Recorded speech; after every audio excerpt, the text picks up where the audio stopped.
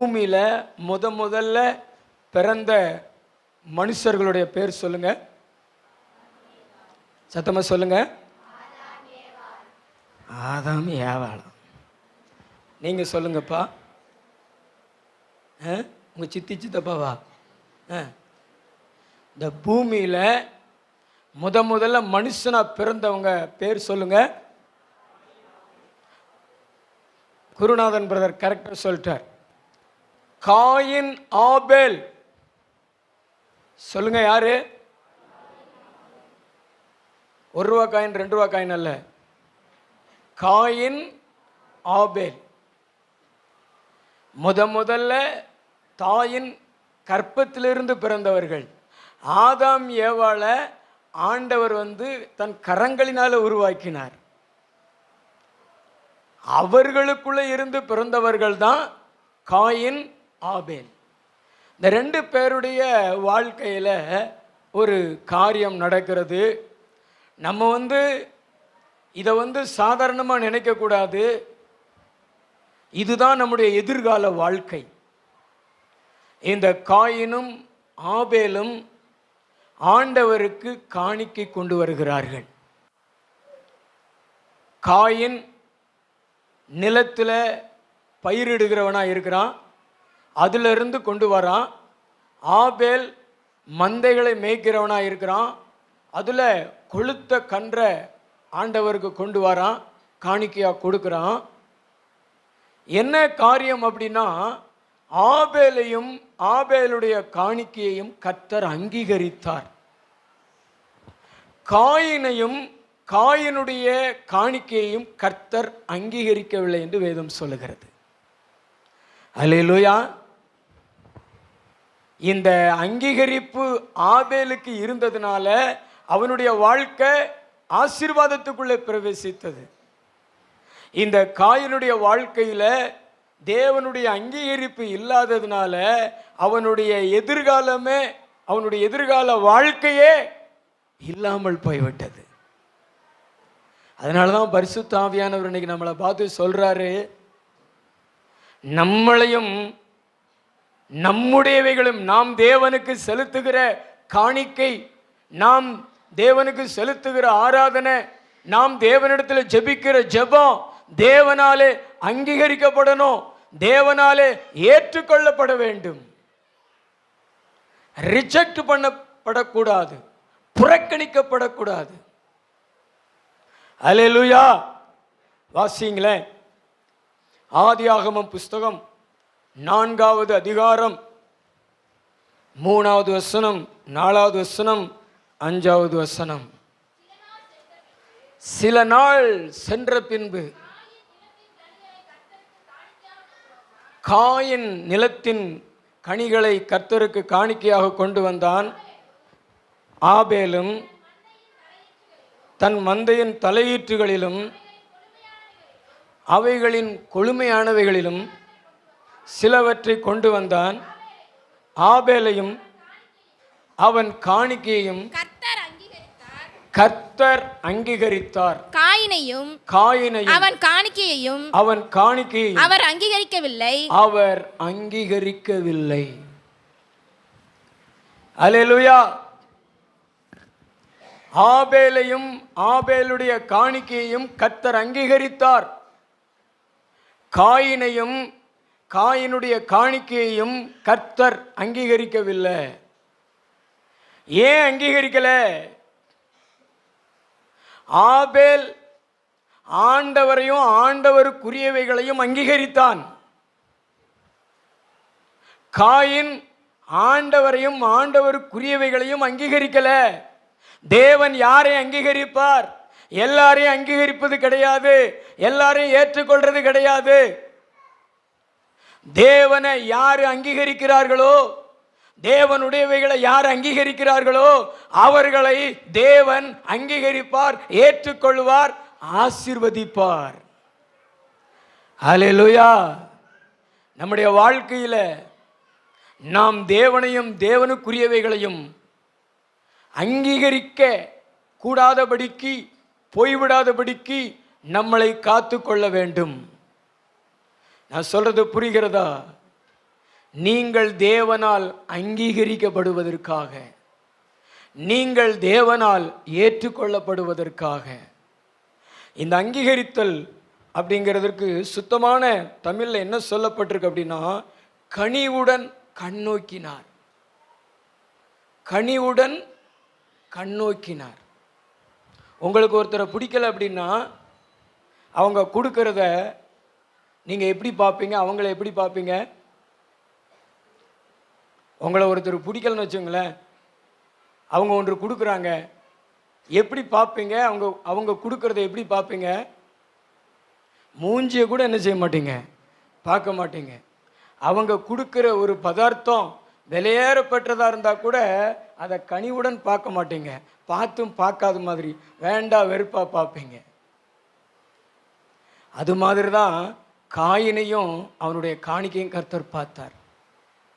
ஆனால் ஆபேலையும் ஆபேலுடைய காணிக்கையும் ஆண்டவர் இன்பமா பார்த்தார், கனிவுடன் பார்த்தார்.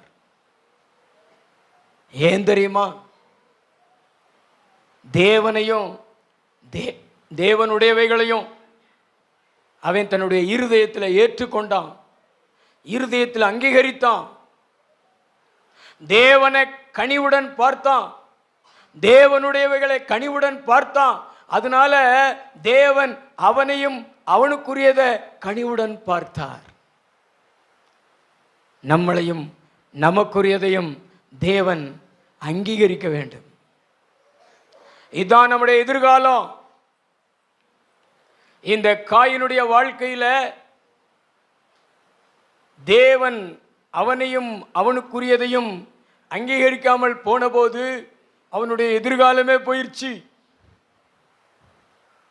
அவனுடைய எதிர்காலமே போயிடுச்சு. நீங்க படிச்சு பார்த்தீங்கன்னா உங்களுக்கு தெரியும். ஆதியாகமம் புஸ்தகம் 4:5 வாசிங்களேன். காயினையும் அவன் காணிக்கையையும் அவர் அங்கீகரிக்கவில்லை. அப்பொழுது காயினுக்கு மிகவும் எரிச்சல் உண்டாகி அவன் முகநாடி வேறுபட்டது. மாம்சத்துக்குரியவனாய் மாறி போனா, கொலைகாரனா மாறி போனா. கொலைக்கு முன்னாடி எரிச்சல், அதுக்கு பின்புதான் கொலை. முதல்ல இந்த பூமியில கொலைகாரன் யாரு அப்படின்னா அவனுடைய பேரு காயின். ஏன் அவன் கொலைகாரனா மாறினா? தேவன் அவனை அங்கீகரிக்கல, தேவன் அவனுக்குரியதை அங்கீகரிக்கல. உன்னையும் உன்னுடையவைகளையும் தேவன் அங்கீகரிக்க வேண்டும். அப்பொழுதுதான் நீ ஆவிக்குரியவனாய் இருப்ப, ஆபேலை போல இருப்ப. ஆனா தேவன் உன்னை அவருடைய இருதயத்திலிருந்து புறக்கணிச்சிட்டார்னா, உன்னை அவருடைய இருதயத்திலிருந்து தள்ளிட்டார்னா, கண்டிப்பா நீ மாம்சத்துக்கு இடம் கொடுத்து மாம்சத்துக்குரியவளா மாறிடுவ. உன் லைஃபு பாழா போயிடும். இங்க காயினுடைய லைஃபு பாழா போச்சு. ஆனா ஆபேலுடைய வாழ்க்கையை பாருங்களேன். எபிரேயர் 11:4 வாசித்து பாருங்களேன் தம்பி. எபிரேயர் 11:4 எடுங்களேன். விசுவாசத்தினாலே ஆபேல் காயினுடைய பலியிலும் மேன்மையான பலியை தேவனுக்கு செலுத்தினான். அதனாலே அவன் நீதிமான் என்று சாட்சி பெற்றான். நல்லா கைத்தட்டி தேவனை மகிமைப்படுத்துங்களேன். அவன் நீதிமான் என்று தேவனிடத்திலே சாட்சி பெற்றான். நல்லா 2 கைகளை தட்டி. அவன் கொலைகாரனா மாறிட்டான், அவன் எரிச்சல் உள்ளவனா மாறிட்டான். அவனுக்குள்ள பொறாமை வந்தது. யாருக்குள்ள பொறாமை வந்தது? யாருக்குள்ள பொறாமை வந்தது? காயினுக்குள்ள. யாருக்குள்ள பொறாமை வந்தது? காயினுக்குள்ள. இன்னைக்கு உங்க சகோதரர்கள் மேல, உங்க சகோதரிகள் மேல உங்களுக்கு பொறாமை வருகிறதா? எனக்கெல்லாம் என் சகோதரர்கள் மேல, என் சகோதரிகள் மேல பொறாமை இல்லைன்னு சொல்ல முடியுமா? பக்கத்தில் பார்த்து கேளுங்க. அவங்க பிறந்த நாள் அன்னைக்கு உங்கள் மூஞ்சி ஒரு மாதிரி போயிடுது, உங்கள் பிறந்த நாள் அன்னைக்கு அவங்க மூஞ்சி ஒரு மாதிரி போயிடுது. அதனால் சில பெற்றோர்கள் என்ன செய்கிறாங்கன்னா 2 பேருக்குமே ட்ரெஸ் எடுத்து கொடுக்காங்க. தேவன் ஒரு மனுஷனை அங்கீகரிக்கும் பொழுது அவன் ஆவிக்குரியவனாக மாறுவான், ஆவிக்குரிய வாழ்க்கையில பிரவேசிப்பான். நீதிமான் என்று சாட்சி பெறுவான். தேவனுக்கு பிரியமாய் இருப்பான். விசுவாச வீரனாய் இருப்பான். முதல்ல பிறந்த மனுஷன் காயினா இருந்தாலும் விசுவாச வீரர்களுடைய லிஸ்ட்ல ஆபேல் தான் இடம் பெறுகிறார். ஆபேல்ல இருந்து தான் விசுவாச வீரர்கள் லிஸ்ட் தொடங்குகிறது. ஆபேலுக்கு அடுத்து ஏனோக்கு, ஏனோக்கு அடுத்து நோவா, அப்படித்தான் தொடங்குகிறது. அந்த விசுவாச வீரர்களுடைய லிஸ்ட்ல கூட இடம் பெறாம போயிட்டான் அந்த காயின். அல்லேலூயா. நாம் தேவனால் அங்கீகரிக்கப்பட வேண்டியது ரொம்ப அவசியம். சகோதரிகளே, உங்களையும் உங்களுடையவைகளையும் தேவன் அங்கீகரிக்க வேண்டும். கனிவோடு கண்ணோக்கி பார்க்க வேண்டும், ஏற்றுக்கொள்ள வேண்டும். அந்த அளவிற்கு நாம் வாழ வேண்டும். இன்னொரு காரியத்தை வாசிங்களேன். ஆதியாகமம் 4:11-12. இப்பொழுது உன் சகோதரருடைய இரத்தத்தை உன் கையிலே வாங்கிக் கொள்ள தன் வாயை திறந்த இந்த பூமியில் நீ சபிக்கப்பட்டிருப்பாய். நீ நிலத்தை பயிரிடும் போது அது தன் பலனை இனி உனக்கு கொடாது. நீ பூமியில் நிலையற்று அலைகிறவனாய் இருப்பாய் என்றார். சாபத்துக்குள்ளே பிரவேசிக்கிறாங்க. தேவனுடைய இருதயத்துக்குள்ளே பிரவேசிக்காத மனுஷன், தேவனுடைய உள்ளத்துக்குள்ளே பிரவேசிக்காத மனுஷன். அங்கீகரித்தல் என்பது என்ன? தேவனுடைய இருதயத்துக்குள்ளே போகுதல், தேவனுடைய உள்ளத்திற்குள்ளே போகுதல், தேவனுடைய இருதயத்தில் இடம் பெறுதல். அப்படிப்பட்ட ஒரு அங்கீகாரத்தை பெறாத ஒரு மனுஷன் இந்த பூமியில சாபத்துக்குள்ளே போவான். இந்த காயின் முதல்ல எரிச்சல் உள்ளவனா மாறினா, பொறாமை உள்ளவனா மாறினா, அடுத்து கொலைகாரனா மாறினா, அடுத்து சாபத்துக்குள்ளே. கர்த்தர் சொல்றாரு, நீ இந்த பூமியில சபிக்கப்பட்டு இருப்பாய். உன்னுடைய நீ விவசாயம் பண்ணும்போது இந்த நிலம் பலன் கொடுக்காத, அப்படி சொல்றாரு ஆண்டவர். நம்ம சாபத்துக்குள்ள பிரவேசிக்க கூடாது. பக்கத்துக்குள்ள பார்த்து சொல்லுங்களேன், நம்ம ஆபிரகாமை போல ஆசீர்வாதத்துக்குள்ள பிரவேசிக்கணும். பின்னாடி உள்ளவங்க சொல்லுங்களேன், நம்மளும் நம்முடைய சந்ததியும் சாபத்துக்குள்ள பிரவேசிக்க கூடாது, ஆசீர்வாதத்துக்குள்ள பிரவேசிக்கணும். ஓ, தேவன் நம்மளை அங்கீகரிக்கும்படியாக நம்ம காத்துக்கொள்ளணும். நம்முடைய வாழ்க்கையை நம்ம காத்துக்கொள்ளணும். காயினை போல இருக்கக்கூடாது, ஆபேலை போல இருக்கணும். ஆண்டவர் நம்மளை கனிவோடு கண்ணோக்கி பார்க்கிறவராக, அவருடைய இருதயத்துக்குள்ளே நம்மளை வைத்துக் கொள்ளுகிறவராக, அவருடைய இருதயத்துக்குள்ளே நம்முடையவைகளை வைத்துக் கொள்ளுகிறவராக நம்ம காணப்பட வேண்டும். நம்புனீங்க, நான் தலைக்கு மேல் கூட கை தட்டி தேவனை மகிமைப்படுத்துங்க. ஆபேலை போல என்னுடைய வாழ்க்கை இருக்கணும் ஆண்டவரே. ஆனா அந்த காயினை போல என்னுடைய வாழ்க்கை சாபத்துக்குள்ள போயிடக்கூடாது ஏசப்பா, சாபத்துக்குள்ள போயிடக்கூடாது. அடுத்து இன்னொரு காரியத்தை வாசிங்களேன். ஆதியாகமம் 4:14. இன்று என்னை இந்த தேசத்திலிருந்து துரத்தி விடுகிறீர். நான் உமது சமூகத்துக்கு விலகி மறைந்து பூமியில் நிலையற்று அலைகிறவனாய் இருப்பேன். இந்த பூமியில தேவனுடைய பிரசன்னத்தை, தேவனுடைய சமூகத்தை, தேவனையே இழந்த முதல் மனுஷன் யாருன்னா காயின். யாரு? இந்த உலகத்தில் எதை இழந்தாலும் யாரை இழக்கக்கூடாது. பக்கத்துங்களை பார்த்து சொல்ல, கடவுளை இழக்கக்கூடாது. நல்ல வாய் திறந்து சத்தமாக சொல்ல, கடவுளை இழக்கக்கூடாது, தேவனை இழக்கக்கூடாது, தேவனுடைய பிரசன்னத்தை இழக்கக்கூடாது, தேவனுடைய பிரசன்னத்தை இழக்கக்கூடாது, தேவனுடைய பிரசன்னத்தை இழக்கக்கூடாது. நல்ல கைத்தடி தேவனை மகிமைப்படுத்துங்களேன், நல்ல கைத்தடி தேவனை மகிமைப்படுத்துங்களேன்.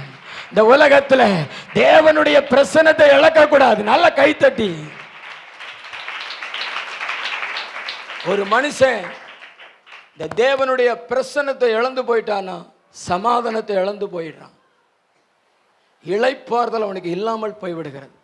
நிலையற்று அலைகிறவனா திரிவான். அவனுடைய வாழ்க்கையை பார்த்தீங்கன்னா ஒரே அலைஞ்ச பொழப்பாக தான் இருக்கும். சமாதானம் இருக்காது, சந்தோஷம் இருக்காது, நிம்மதி இருக்காது, படுத்தா தூக்கம் வராது. வேதாகமத்தில் இப்படி 3 பேர் தேவனை இழந்து போனார்கள். அதில் முதல் மனுஷன் தான் யாரு? காயின். 2வது ஒரு மனுஷனுடைய பேரு சிம்சோன். அவனுடைய பேர் என்ன பேரு? சிம்சோன். ஒரு பெண்ணுக்காக, மாமிச இச்சைக்காக தன்னுடைய பிரதிஷ்டையை இழந்து தேவனை இழந்து போனான், சிறுமை அடைந்தான். 3வது ஒரு மனுஷன் யார் அப்படின்னா சவுல். அவன் பொறாமைக்கு இடம் கொடுத்தான். எதுக்கு இடம் கொடுத்தான்? பொறாமை. சவுல் கொன்றது 1000, தாவீது கொன்றது 10000. இதை கேட்கும் பொழுது சவுல் என்ன செய்திருக்கணும்? கர்த்தரை ஸ்தோத்திரம் பண்ணியிருக்கணும். ஆனா காய்காரமா பார்த்தான். நீங்க யாரையாவது பொறாமப்பட்டு காய்காரமா பார்த்தீங்கன்னா உங்களுக்குள்ள பிசாசு பூந்துருவான். இந்த சவுலுக்குள்ள பிசாசு புகுந்து அவனை அலக்களிப்பான். தாவீது அவனுக்கு முன்னாடி இசைக்கருவிகளை வாசிக்கும் பொழுது அந்த அசுத்தாவி நீங்கி அவன் சுகம் பெறுவான். மாமிசத்திற்குரிய சில காரியங்கள் உங்களுக்குள்ளே புகுந்துருச்சு அப்படின்னா அடுத்து பிசாசு புகுந்துருவான். பொறாமை, எரிச்சல், கோபம், இதுக்கெல்லாம் நம்ம இடம் கொடுக்கவே கூடாது. ஹல்லேலூயா. பக்கத்துல பார்த்து சொல்லுங்களேன், ஹல்லேலூயா. நம்ம கனி கொடுக்கணும்.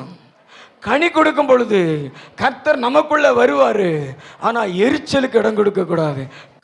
காரமா பார்த்தான். யாராவது முன்னேறிட்டாங்கன்னா ஒரு மாதிரி பார்ப்பாங்கல்ல, அது மாதிரி தான். இகழ்ச்சியா, ஏளனமா, அல்லது கோபமா, எரிச்சலா, அப்படி பார்க்கவே கூடாது. அதெல்லாம் காயின் டிபார்ட்மெண்ட், சவுல் டிபார்ட்மெண்ட். இந்த சவுல் கடைசியில் எப்படி மரித்து போனான்? அவனுக்கு சமாதானம் இல்லாமல் யுத்தத்தில் ஜெயிப்பேனா ஜெயிக்க மாட்டேனான்னு சொல்லி அது தெரியாமல் அஞ்சனம் பார்க்குறவங்கள தேடி போய் கடைசியில் யுத்தத்துக்கு போய் யுத்தத்தில் காயம்பட்டு தன்னுடைய பட்டயத்தை நட்டு அதில் விழுந்து தற்கொலை பண்ணி செத்து போயிட்டான். இந்த உலகத்தில் தேவனை இழக்கக்கூடாது சகோதரிகளே.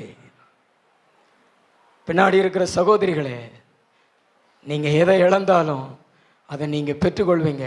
ஆனால் தேவனை இழந்தீங்கன்னா அதை உங்களால் பெற்றுக்கொள்ள முடியாது. ஆவியானவர் சொல்கிறார், நீங்கள் காயினை போல அங்கீகரிக்கப்படாதவர்களாக இராதபடிக்கு ஆபேலை போல நீங்களும் உங்களுடையவைகளும் அங்கீகரிக்கப்படும்படியாக நீங்கள் வாழுங்கள். கடவுள் உங்களை ஆசீர்வதிப்பார். கடவுள் தேவன் உங்களை உயர்த்துவார். ஹல்லேலூயா. நல்ல 2 கைத்தட்டி ஆண்டவருக்கு நன்றி சொல்லுங்களேன்.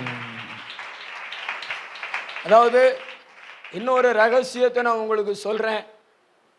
நான் சொல்கிறத கேட்குறீங்களா? தூக்கம் வருதா? நல்லா நிமிர்ந்து பார்த்து கவனிங்க. நீங்கள் ஆண்டவருடைய வசனத்தை ஏற்றுக்கொண்டீங்கன்னா உங்களுக்கு ஆயுசு நாட்கள் பெருகும்னு நான் முதல்ல ஒரு வெடிகுண்டை பொருத்தி போட்டேன். இதையே நீங்கள் ஆப்போசிட்டாக எடுத்து பார்த்தீங்கன்னா, நீங்கள் ஆண்டவருடைய வார்த்தையை ஏற்றுக்கொள்ளலைன்னா ஆயுசு நாட்கள் குறையும். குறையக்கூடாது, அதிகரிக்கணும். ஏன்னா நம்ம கையில் வச்சிருக்கிற இந்த வார்த்தை வெற்று வார்த்தை அல்ல. நம்ம ஆராதிக்கிற தேவனும் ஒரு வெற்று தேவன் அல்ல, ஜீவனுள்ள தேவன். இது ஜீவனுள்ள வார்த்தை.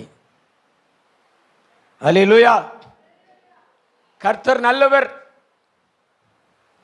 தேவனால் நாம் அங்கீகரிக்கப்படும் பொழுது சில மனிதர்களாலே நாம் அங்கீகரிக்கப்படுவோம். தேவன் அங்கீகரிக்கப்படாத போது இந்த உலகத்தில் அரசாங்கத்தின் மூலமாக கூட நம்மளை அங்கீகரிக்காது. அரசாங்கம் கூட நம்மளை அங்கீகரிக்காது. வேற எந்த மனுஷனும் அங்கீகரிக்க மாட்டாங்க.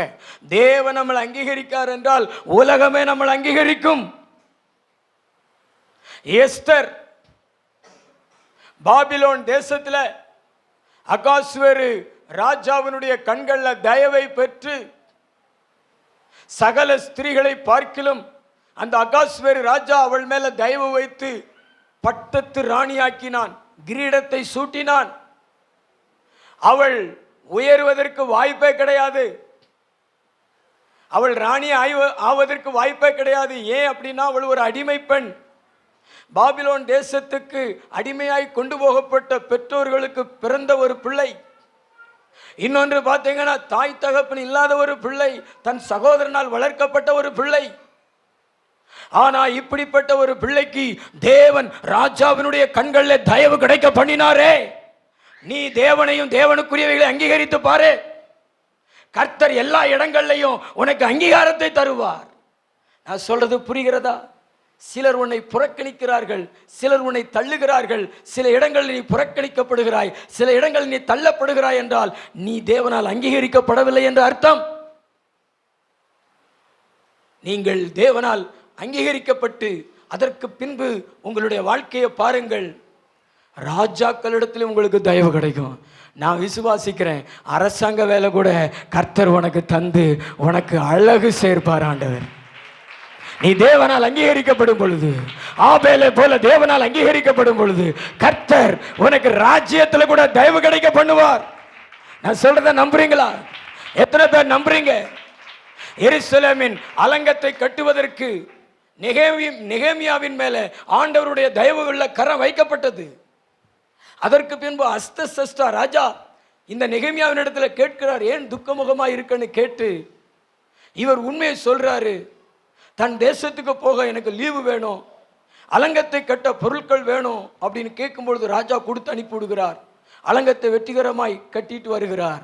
தேவனால் அங்கீகரிக்கப்படும் பொழுது உலகம் நம்மளை அங்கீகரிக்கும். ரூத்துவை பார்க்கிறோம். ரூத்து வாழ்க்கையை இழந்த ஒரு பெண். நம்ம ஊர்ல அதை சொல்லணும்னா என்ன சொல்லுவாங்க? வாழா வெட்டி அப்படி சொல்லுவாங்க. அவங்களுக்கு மறுபடியும் திருமணம் நடக்கிறது ரொம்ப கடினம். நான் சொல்றது நல்லா கவனமா கேளுங்க, பின்னாடி உள்ளவங்க கவனிக்கிறீங்களா?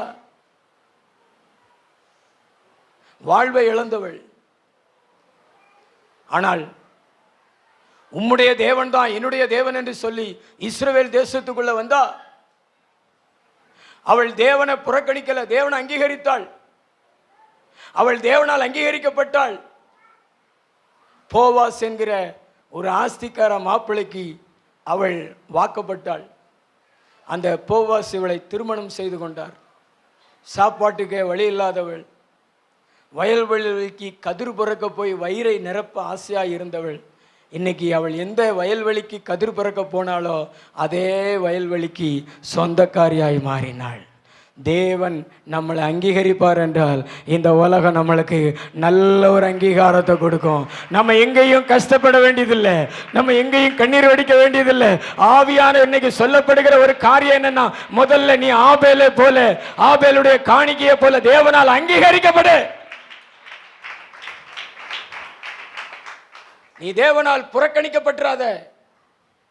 உன்னுடையவைகள் தேவனால் புறக்கணிக்கப்பட்டு போகாதபடி காத்துக்கள். பக்கத்துங்களை பார்த்து சொல்லுங்களேன், தேவனால் அங்கீகரிக்கப்படுங்க, தேவனால் அங்கீகரிக்கப்படுங்க. தேவன் அங்கீகரிச்சிட்டார்னா நமக்கு எல்லா இடத்துலையும் அங்கீகாரம் உண்டு, அங்கீகாரம் உண்டு, அங்கீகாரம் உண்டு. இந்த உலகம் நம்மளை ஏற்றுக்கொள்ளும். கர்த்தர் நமக்கு ராஜ மரியாதை கொடுப்பார். தலைக்கு மேல் கூட கைத்தட்டி தேவனை மகிமைப்படுத்துவீங்களா? நல்ல கைத்தட்டி தேவனை மகிமைப்படுத்துவீங்களா? அதனாலதான் நாம் அங்கீகரிக்கப்பட வேண்டும் என்று கர்த்தர் சொல்றார்.